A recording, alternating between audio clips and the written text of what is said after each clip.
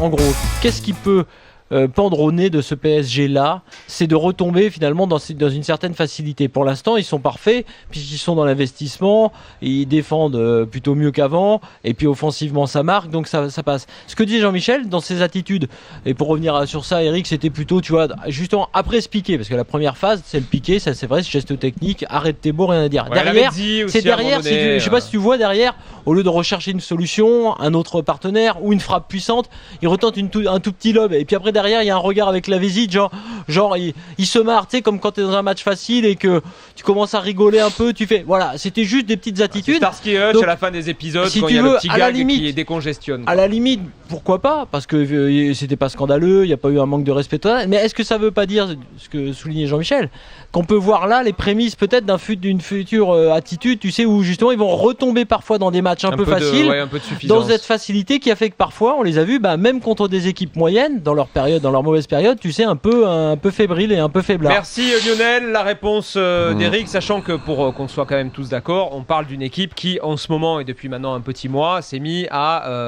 dominer franchement le championnat de France, on est tous d'accord là-dessus. Oui, et puis qui fait ça, si je me souviens bien, c'est quoi, ils étaient déjà 3-0, c'est ça, c'est ça, c'est à la fin. Voilà, bon, ou 2-0, 2-0 contre une équipe inoffensive, le match est gagné, à un moment donné tu fais le sourire à ton pote sur le terrain, c'est certes un peu de... Il faut pas non plus tout interpréter, tu vois, parce que moi j'ai souvenir, alors si tu vas par là quand même, j'ai joué moi avec un pote qui était toujours en train de chambrer les adversaires, à rigoler, tu vois, tu pouvais dire, le mec il chambre, alors qu'on a tous dit, je parle de Waddle bien sûr, quand je parle de ça, on disait, oh putain le mec c'est super la mentalité qu'il a, il est là, s'amuse sur le terrain, il regarde des caméras et tout, le mec faisait crocher, il déconnait avec des adversaires et tout, j'ai jamais entendu dire que Chris chambrait les mecs en face. En dehors de ça, peut-être qu'il le faisait de façon différente aussi. Oublions. D'accord. Oui, mais après c'est de l'interprétation là, les gars. On est dans l'interprétation. D'accord. Bon moi je sais pas faire ça par contre. Oublions à la limite ces gestes et tout, mais en revanche, ce qui est vrai, c'est que avec des adversaires comme ça entre guillemets, le PSG doit garder ce niveau de concentration, et honnêtement c'est pas évident, tu sais, quand tu domines, et toi tu l'as connu un peu avec l'OM à une époque, vraiment quand vraiment l'OM dominait, tu sais,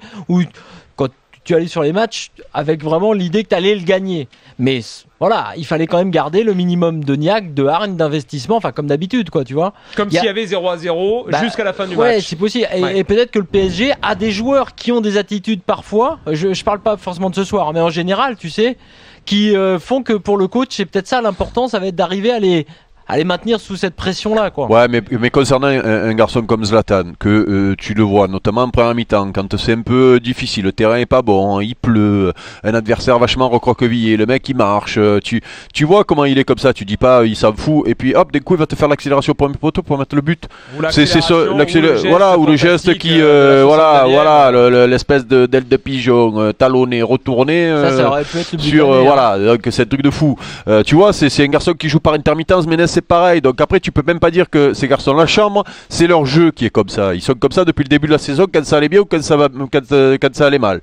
Donc je suis pas, je sais pas, moi je les vois pas chambrer quoi, tu vois. Ok. Non, mais y a pas de souci. Hein.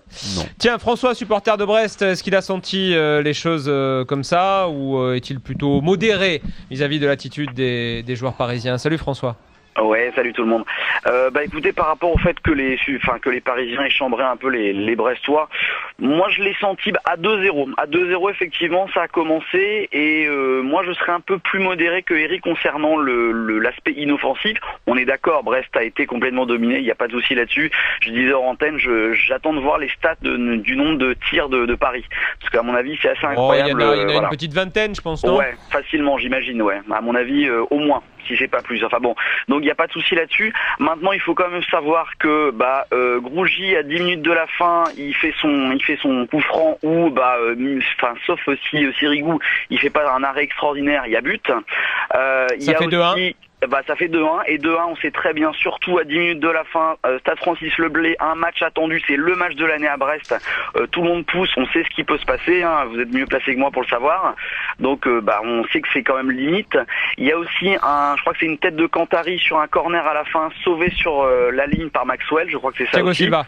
Thiago Silva, pardon, voilà. Bah donc, il y a quand même des petites choses qui font que Brest a été inoffensif, mais par intermittence, il y a eu quelques occasions. Ils sont sortis quand ils ont été menés. Ils sont sortis quand ils ont été menés quand même. Hein. Non mais tu vois le problème, Eric, c'est ça le drame. Tu vois, c'est ça le problème. Moi, ce qui m'a gêné dans l'attitude de Brest, c'est ça. C'est la deuxième chose que je voulais dire tout à l'heure. Alors, leur début, leur tactique à 5 derrière, qu'ils ont jamais joué comme ça je l'ai dit tout à l'heure. Maintenant. Après, je vois sur la tête de... C'est Cantari qui fait la tête et qui est sauvé par Thiago Silva. Je le vois, ah mince, putain, c'est pas vrai, on est maudit. Mais je veux dire, mais arrête de râler. Il y a 2-1, le match il est perdu de toute façon, même à 2-1. Et le mec, il râle, il pleure, alors que tu as envie de dire, mais fallait faire ça avant, les mecs. Il y a 2-0. Là, on y va à fond. Jouer Paul Baye, c'est parti. C'était la cavalerie sur le côté droit. Cantari qui va mettre la tête. Ils étaient tous comme des fous pour les mettre un but, genre. C'est bon, maintenant on n'a pas pris 7-0, on va essayer d'aller en marquer un. Non, franchement, dans l'attitude, je trouve ça super bizarre.